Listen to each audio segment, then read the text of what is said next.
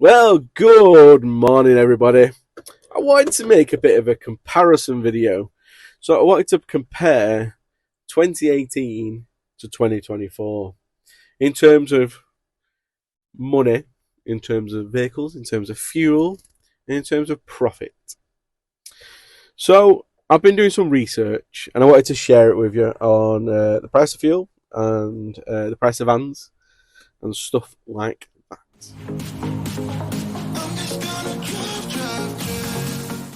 So let's start off with fuel. It took me a while, but I did some research, and the average fuel price back in 2018, this was taken from May 2018, was 128.3.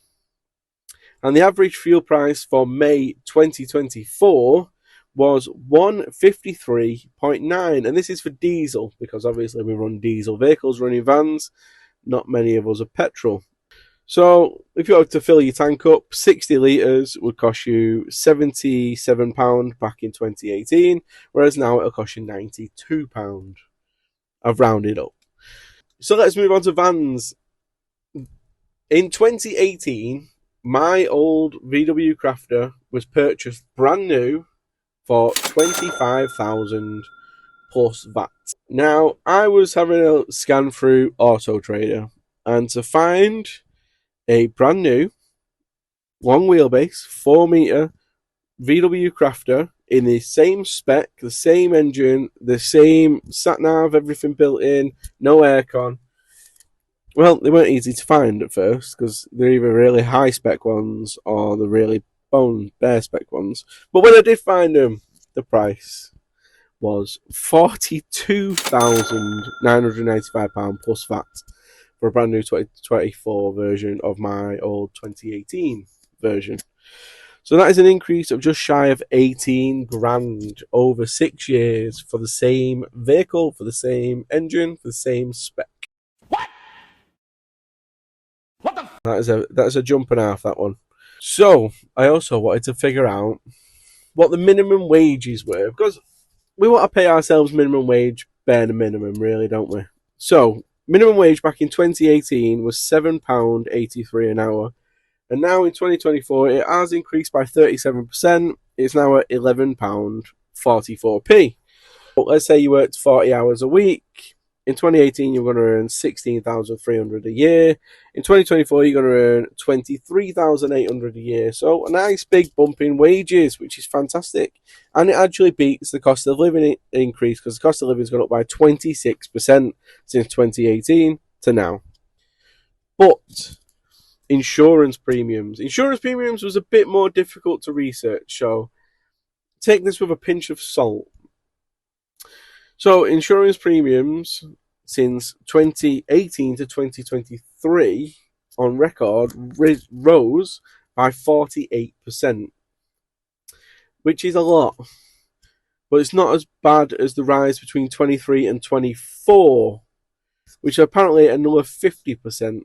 So I don't know if this is right or not, but I'm going to add them together. So since 2018 to 2024, it's risen by 98%, your insurance premium costs, which is astronomical. Also, I wanted to figure out, the fuel's gone up, but how much fuel are you going to use? So the average courier driver driving a van does roughly 80,000 miles a year. If you're going to do 80,000 miles a year, you're going to spend £13,300 in diesel. Now, I'm just accounting for 80,000 miles. You might do more, you might do less, but it's 80,000 in my case. 80,000 miles in 2024 is going to cost you 16,000. So just a small bump up by a few £1,000. So let's talk about income. Back in 2018, I worked for a different courier company, as most of you know, and we charged back then £1.20 a mile for a long wheelbase. So let's say we're doing 80,000 miles a year. Every mile's paid for, £1.20 a mile. That is 96 grand. Woo, that sounds like a decent chunk, doesn't it? But now it's 2024 and everything's gone up. So let's say we bumped our price up to £1.50 a mile. So that 80,000 miles is now going to get us an income of £120,000, which is 24 grand more. Brilliant. That sounds great, doesn't it? Also, if you're running on the CX at £1 a mile, that's 80 grand, obviously. You're going to get us income because £1 a mile, 80,000 miles. So let's get down to the whole point of this. Are we better off now, or were we better off then? So obviously now we've got a bigger income, but are we making as much money after everything's deducted? So let's go back to 2018. 2018, £96,000 for that van as income, not the cost, obviously. 25 grand to buy it. Obviously, you're not going to pay it off all in 1 year, but let's say for this example, you are. 13,300 to fuel it up, 2 grand to insure it, and £16,300 for your wages. So that's going to leave you with £39,300. Obviously, that's not going to be your profit. You've got other expenses. You've got to maintain your van. You've got to buy tyres. You've got to do other things. But for this example, that's what you get left with, 39,300 and change. So let's move on to 2024. Obviously, we're charging more now. So we've got 120 grand coming in the bank, not 96. But our van is costing us nearly 18 grand more. So that's £43,000 deducted. Plus fuel's costing us more. So that's just shy of 16 grand deducted. Plus insurance is 96% higher. So that's another 3,900 deducted. Obviously, insurance costs vary across the UK. My search was based around the area I live in, and it's actually not very far off the amount I pay. And then, obviously, wages have gone up to just shy of 24 grand. So that leaves you with still a profit, but 6 grand less at 33,000. So we're no better off than we were back in 2018.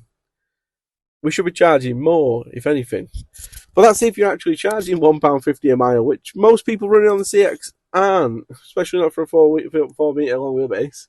So let's say you are running at £1 a mile, like plenty of people do on the exchange, plenty of people talk about it. There's plenty of people out there that quote £1 a mile.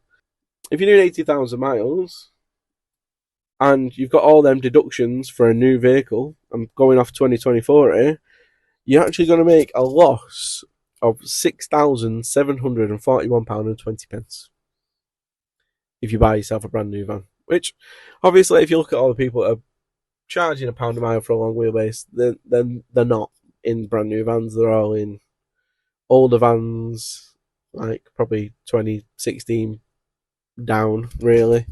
Still, you've got to think, is it going to be worth it again in the next 6 years? If our profits are going to drop by another 6 grand, or is fuel going to go down? Is the price of vans going to go back down? Are we going to actually be able to charge more? Well, I don't think we're going to be able to charge more unless the industry requires it, which means we need to lose a lot of courier companies and a lot of drivers where we're actually in demand rather than just readily available 24/7. Because at the minute, there is thousands upon thousands of couriers and courier companies across the UK, and there's not enough work for everyone. That's why the price is cheap. That's why we're not highly in demand, because there's too many of us. Fuel prices obviously are going to fluctuate with whatever's going on in the world, and fuel prices aren't as high as they were, let's say, 2 years ago, but they are not cheap. The fact of the matter is, I need 50% of you to all quit and go and find other jobs. I'm joking, obviously. But, no, seriously, like, in the future, if at the rate that courier drivers are continuing to just sprout up out of nowhere, because let's be honest, it's not the hardest of jobs. If you get in a van and you can figure out what to do, you know how to ratchet strap something down, you know how to drive, and you're not a complete and utter bellend, you can make a career out of it. But there's too many people doing that, and that's what is causing prices to stay where they are. So we can't increase our prices because there's always going to be someone that comes along next who's going to do it cheaper.